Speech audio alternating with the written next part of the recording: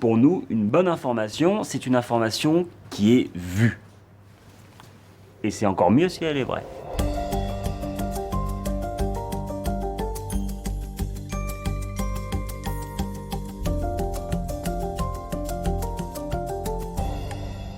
Nous, on mise tout sur les titres pour que les gens cliquent. Après, on peut pas les forcer à lire l'article en entier, hein.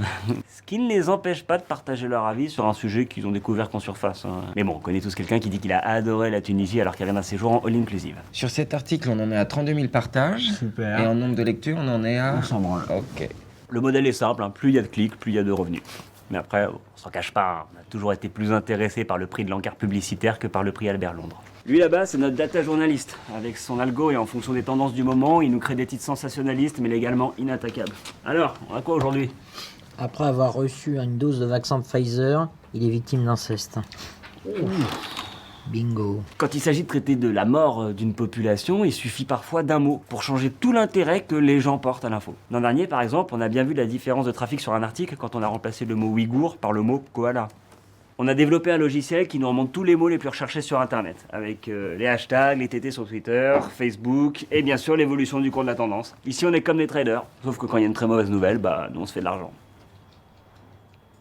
Comme des traders.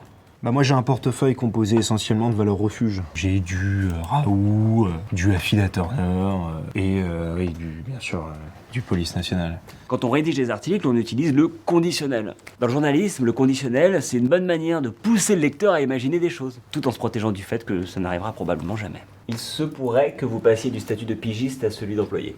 Quand? Ça se ferait très prochainement. Oui, mais quand?